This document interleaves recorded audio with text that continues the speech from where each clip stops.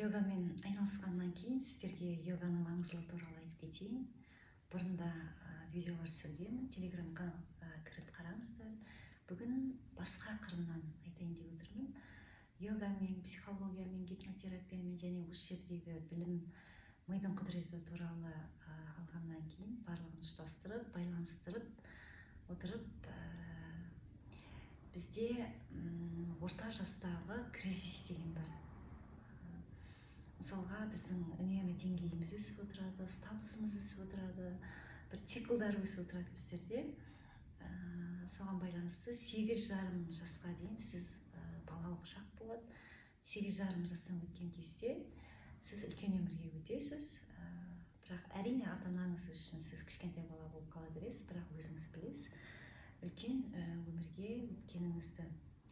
Одан кейінгі циклдар өзгеріп 23-24 жаста бір істерде өзгеріс болып бастайды. Одан кейін 33 жаста нақты сіз бір өзіңіздің алған білімдеріңізге байланысты, жасаған істеріңізге байланысты, жұмыстарыңызға байланысты істерде өсу болады, даму болады, ұшу болады деп айтсам болады. Бұл 30 жасқа дейін жасаған білімдеріңізге байланысты. Және білім мен йоганы мен қатар қоямын. Сіздерде білімдеріңіз жеткілікті болып жатырса да, мүмкіндіктеріңіз болып жатырса да, сіздің ішіңізде от болмаса, энергия болмаса, сіз ішкі ойыңызды, эмоцияңызды, биохимияңызды, ішкі энергияңыз өзгеріп жатыр, мысалға, соны түсінбейтін болсаңыз, сіздерде жеңіл ұшу, жеңіл жетістіктерге жету деген қиынырақ болып кетеді. Және одан кейінгі жас 42 жас, әйел адамдар үшін 46 жас.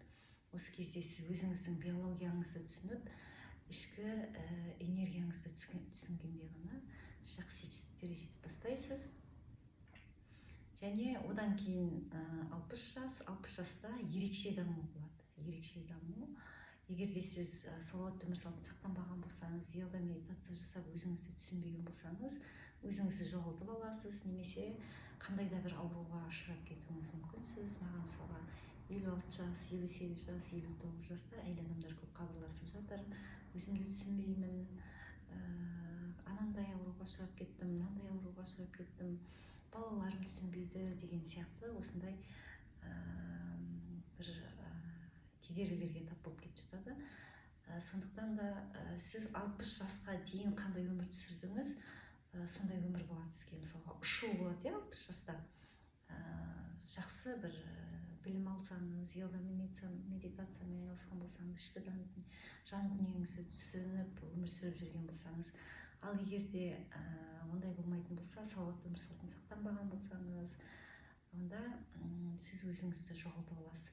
Сондықтан да 60 жасқа әлі жетпеген болсаңыздар, жанталасып осы жерге келіңіздер, йога, медитация жасаңыздар, білім алыңыздар, Сапалы қазақ онлайн марафонына қатысыңыздар, стимшаққа қатысыңыздар, жан-тән сауықтыру орталығында жоғарғы деңгейдегі. Енді сіз әр жерден былай білім алып жүрмейсіз, бәрі осы жерде бір тұтас орналасқан, осы жерде барлық білімдерді алған, ауруыңыздан да құтыласыз, денсаулығыңызды жақсартасыз. Йоганы, медитацияны жасап, сіз денсаулығыңызды жақсартып аласыз. Сіздің ішкі гормондарыңыз өзгеріп бастайды, ішкі энергияңыз өзгереді, физикалық, психологиялық энергияны жасау үшін, тынышталу үшін жасаймыз біз бұл йоганы.